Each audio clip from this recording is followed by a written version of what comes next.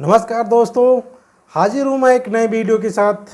और आज के वीडियो में हम बात करने वाले हैं संस्कृत के 30 अति महत्वपूर्ण प्रश्नों के बारे में।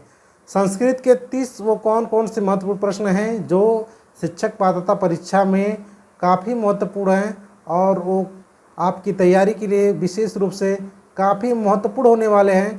तो दोस्तों चलिए शुरू करते हैं बिना देर किए हुए। संस्कृत के कौन कौन से 30 महत्वपूर्ण प्रश्न हैं जो परीक्षाओं की दृष्टि से काफ़ी महत्वपूर्ण हैं। वीडियो अच्छी लगी तो लाइक करना और चैनल को सब्सक्राइब करना बिल्कुल ना भूलें। चलिए शुरू करते हैं। पहला प्रश्न है, मनुस्मृति के अनुसार धर्म के लक्षण हैं। ऑप्शन है 5, 8, 10, 4। मनुस्मृति के अनुसार धर्म के लक्षण हैं। तो चलिए देखते हैं मनुस्मृति के अनुसार धर्म के कितने लक्षण हैं। मनुस्मृति नामक ग्रंथ में धर्म के मुख्य 10 लक्षण बताए गए हैं। जी बिल्कुल, ऑप्शन सी इसका सही है। 10 मनुस्मृति नामक ग्रंथ में धर्म के मुख्य 10 लक्षण बताए गए हैं। चलिए बढ़ते हैं अगले प्रश्न पे। संस्कृत के प्रसिद्ध नाटककार विशाखदत्त की रचना है। ऑप्शन है हितोपदेश, मुद्रा राक्षस, शिशुपाल वध, मृच्छकटिक। संस्कृत के प्रसिद्ध नाटककार विशाखदत्त की रचना है। विशाखदत्त प्रसिद्ध नाटककार थे। मुद्रा राक्षस उनका प्रसिद्ध नाटक है। ऑप्शन बी सही है इसका, मुद्रा राक्षस। अगले प्रश्न में बढ़ते हैं। सालमली वृक्ष का वर्णन किस ग्रंथ में मिलता है? रघुवंशम, कीर्तनार्जुनीयम, शिवराज विजयम, कादम्बरी। तो सालमली वृक्ष का वर्णन किस ग्रंथ में मिलता है? चलिए देखते हैं किस ग्रंथ में इसका वर्णन मिल रहा है सालमली वृक्ष का। तो महाकवि वाल्मीकि द्वारा रचित कादम्बरी ग्रंथ में सालमली वृक्ष का वर्णन मिलता है। तो इसका ऑप्शन डी सही है, कादम्बरी जो वाल्मीकि की रचना है उसमें सालमली वृक्ष का वर्णन मिलता है। अगले प्रश्न में बढ़ते हैं। फ्लैश कार्ड शिक्षण अधिगम सामग्री है। फ्लैश कार्ड शिक्षण अधिगम सामग्री है। दृश्य, श्रव्य दृश्य इनमें से कोई नहीं। फ्लैश कार्ड एक शिक्षण अधिगम सामग्री के अंतर्गत आता है जो 4 सामग्री आती है, दृश्य, श्रव्य और दृश्य श्रव्य। तो फ्लैश कार्ड शिक्षण अधिगम सामग्री जो दृश्य सामग्री के अंतर्गत आती है।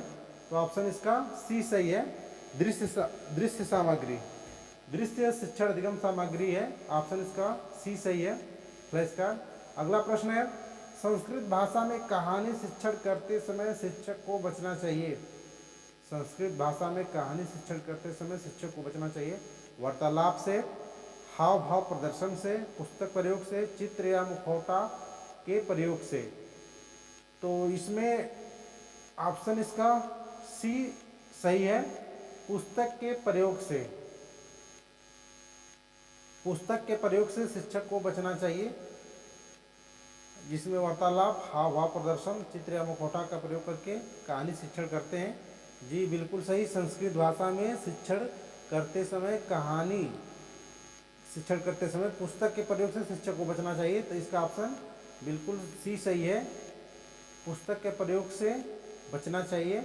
अगले प्रश्न में बढ़ते हैं।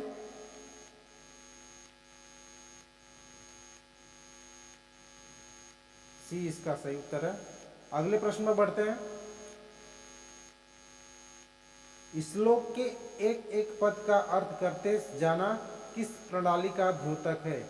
श्लोक के एक एक पद का अर्थ करते जाना किस प्रणाली का द्योतक है? व्याख्या प्रणाली का, तुलना प्रणाली का, समीक्षा प्रणाली का, गीत एवं नाट्य प्रणाली का। तो इसका ऑप्शन ए सही है। श्लोक के एक एक पद का अर्थ जानना व्याख्या प्रणाली के साथ करते हैं, तो इसलिए इसका ऑप्शन ए सही है, बिल्कुल सही है। अगले प्रश्न में बढ़ते हैं।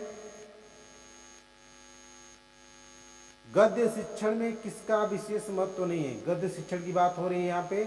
अनुकरण वाचन का, विचार विश्लेषण का, काठिन्य निवारण का, लय युक्त सस्वर वाचन का। तो इसमें सभी प्रश्न बहुत ही इंपॉर्टेंट हैं शिक्षक पात्रता परीक्षा के महत्व दृष्टि से। चलिए इसका सही उत्तर गद्य शिक्षण में अनुकरण वाचन, विचार विश्लेषण, काठिन्य निवारण आदि सम्मिलित हो सकते हैं, परंतु लय युक्त सस्वर वाचन केवल पद्य शिक्षण में ही हो सकता है। बिल्कुल सही। लय युक्त स्वर वाचन केवल पद्य शिक्षण होता है। ऑप्शन डी सही है इसका उत्तर। चलिए अगले प्रश्न बढ़ते हैं। क्रीडनकम शब्द का अभिप्राय है, क्रीडनकम शब्द का अभिप्राय है, शब्द को ध्यान से सुनिए, देखिए। खेल, खेल का मैदान, खिलौना और खेलना। क्रीडनकम, क्रीडनकम शब्द क्रीड धातु से बना है जिसका अर्थ खिलौना होता है।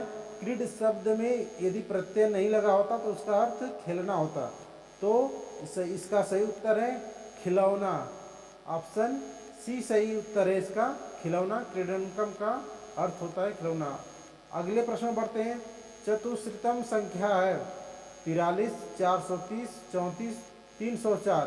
संस्कृत विषय से एक संख्या का प्रश्न जरूर पूछता है, इसलिए बहुत ही इंपॉर्टेंट प्रश्न है। चतुर्शतम संख्या का हिंदी में 34 होता है, इसका 34। ऑप्शन इसका सी सही है, चतुर्शतम, चतुर्शतम यानी 34। चतुर्शतम होता तो ये 304 होता, 340 होता है। चलिए 34 का सही उत्तर है।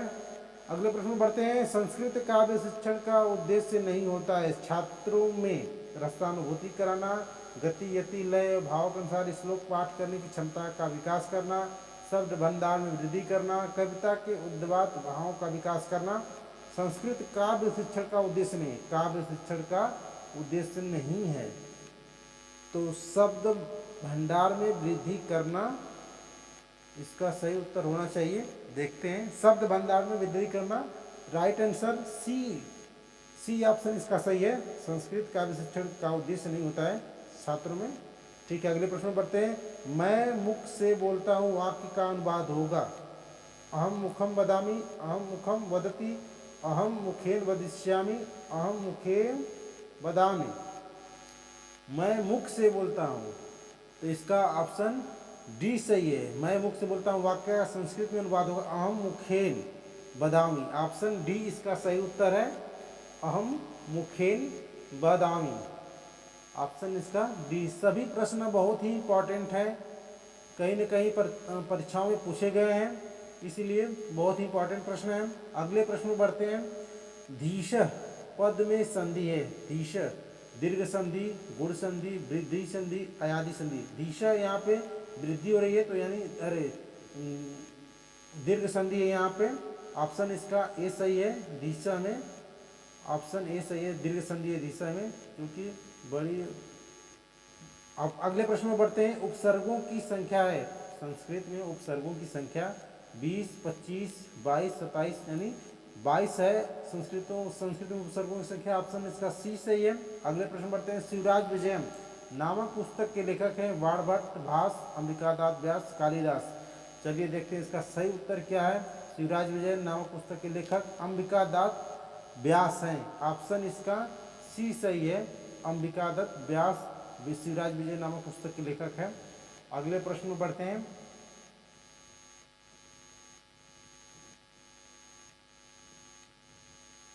बहुत ही इंपॉर्टेंट प्रश्न है। निम्न में से किस वर्ण का उच्चारण स्थान दंतोष्ठ है? व, क, प, म। उच्चारण करिए, पता चल जाएगा कि कौन सा वर्ण का उच्चारण स्थान दंतोष्ठ है। व का उच्चारण करेंगे तो दांत और ओठ का मिलाप होता है, तो दंतोष्ठ। ऑप्शन इसका ए सही है, दंतोष्ठ वर्ण है व। ऑप्शन इसका ए सही है बिल्कुल। अगले प्रश्न बढ़ते हैं। ज्ञात्वा में कौन सी धातु है? ज्ञात्वा में कौन सी धातु है? ज्ञा धातु है ज्ञान, ज्ञात, ज्ञ, ज्ञ। इसमें ये ज्ञा धातु का है, इसका ऑप्शन डी सही है। ज्ञा धातु से ज्ञात्वा में कौन सी धातु है? तो ज्ञा ये ज्ञा धातु का है। अगले प्रश्न बढ़ते हैं। पुष्पम में लिंग है, पुष्पम में लिंग है, पुल्लिंग, स्त्रीलिंग, नपुंसक लिंग, उपयुक्त में से कोई नहीं। पुष्पम जो कि एक नपुंसक लिंग है, पुष्प। इसका ऑप्शन सी बिल्कुल सही होना चाहिए। देखते हैं इसका ऑप्शन कौन सा सही होता है। जी बिल्कुल, नपुंसक लिंग। ऑप्शन सी सही है इसका, पुष्पम में लिंग है नपुंसक लिंग। अगले प्रश्न में बढ़ते हैं। प्रतिदिनम में समास है, प्रतिदिनम में समास है कर्मधारय, तत्पुरुष, अव्ययीभाव समास, द्वंद्व समास। प्रतिदिनम जबकि यहाँ पे खुद प्रतिदिनम प्रत्येक दिन, इसमें देखते हैं कौन सा समास होता है। तत्पुरुष समास प्रत्येक दिन तत्पुरुष समास है, ऑप्शन बी इसका सही है। अगले प्रश्न बढ़ते हैं। आता है के लिए संस्कृत में क्रिया प्रयुक्त है, आता है के लिए, ऑप्शन 20 का सही। अगच्छति, अगच्छति आता है के लिए प्रयुक्त क्रिया होती है, अगच्छति माने आता है। अगले प्रश्न बढ़ते हैं। निम्नलिखित में कौन सा पद अव्यय है, कौन सा पद अव्यय है? राम गुरु लता यथा। तो राम गुरु और लता ये तो अव्यय नहीं है, यथा, यथा शब्द अव्यय है, जो कि यथाशक्ति इस तरह से होता है। अगले प्रश्न बढ़ते हैं। चतुर्भुज में कौन सा समास है? कर्मधारय, द्विगु, तत्पुरुष, अव्ययीभाव। चतुर्भुज यहाँ पे 4 भुजा वाला द्विगु समास है, संख्यावाची है, ऑप्शन बी सही है इसका उत्तर। अगले प्रश्न बढ़ते हैं। हसत रूप है, लट लकार, लेट लकार, विधिलिंग लकार, लोट लकार। हसत पूछ रहा है इसमें, हसत ये हसत लट लकार हस धातु का मध्यम पुरुष का बहुवचन रूप है, मध्यम पुरुष का बहुवचन रूप है लट लकारानी। ये ऑप्शन ए सही है इसका। माहेश्वर सूत्रों की संख्या है, अगला प्रश्न है। माहेश्वर सूत्रों की संख्या है 15, 11, 14, 21, ऑप्शन इसका सी सही है 14। माहेश्वर सूत्रों की संख्या 14 है, ऑप्शन सी सही इसका उत्तर। अगले प्रश्न बढ़ते हैं। अभवन में लकार है, अभवन में लकार है, विदलिंग, लोट लकार, लंग लकार, लट लकार। अब भवन की बात हो रही है यहाँ पे, लंग लकार ही होना चाहिए, ऑप्शन सी सही है उसका उत्तर, लंग लकार, ऑप्शन सी सही है। अगले प्रश्न बढ़ते हैं। बहुत ही इंपॉर्टेंट प्रश्न है। अपदान में कौन सी विभक्ति होती है? अपदान, कर्ता ने कर्म को करण से संप्रदान किया, अपदान से पंचमी विभक्ति होनी चाहिए यहाँ पे, प्रथमा, तृतीया, पंचमी में से कोई नहीं, ऑप्शन इसका सी सही होगा। सी बिल्कुल सही, पंचमी विभक्ति है, अपदान कारक में पंचमी विभक्ति होती है, ऑप्शन इसका सी सही है। बहुत ही इंपॉर्टेंट प्रश्न है सर, इसको आप लोग ध्यान से सुनिएगा और इसको अपने नोट्स बनाते चलिएगा। अगला प्रश्न है। अकर्मक तथा सकर्मक का संबंध है, संज्ञा से, सर्वनाम से, विशेषण से, क्रिया से। अकर्मक तथा सकर्मक ये क्रिया का ही 2 भाग होता है, क्रिया का ही 2 भाग है, अकर्मक और सकर्मक क्रिया। इसका ऑप्शन डी सही होना चाहिए, बिल्कुल डी सही है उसका उत्तर, क्रिया से। अकर्मक तथा सकर्मक का संबंध क्रिया से है, जबकि क्रिया ही अकर्मक और सकर्मक क्रिया। संधि किसे कहते हैं? 2 से अधिक पदों के मेल को, 2 वर्णों के मेल के, 2 पदों के मेल को, 2 वाक्यों के मेल को। ऑप्शन इसका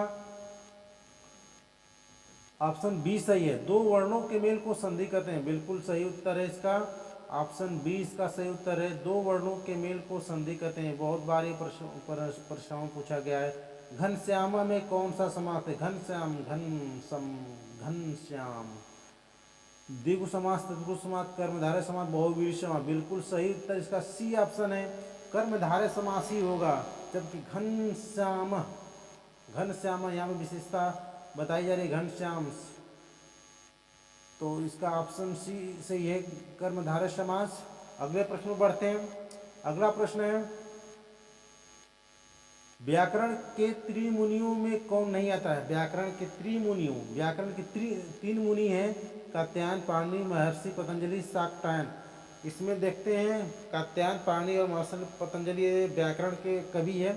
शाक्टायन इसका डी सही उत्तर है, शाक्टायन जो है व्याकरण के त्रिमुनियों में से नहीं आते हैं, शाक्टायन महोदय। चलिए आगे बढ़ते हैं अगले प्रश्न पे।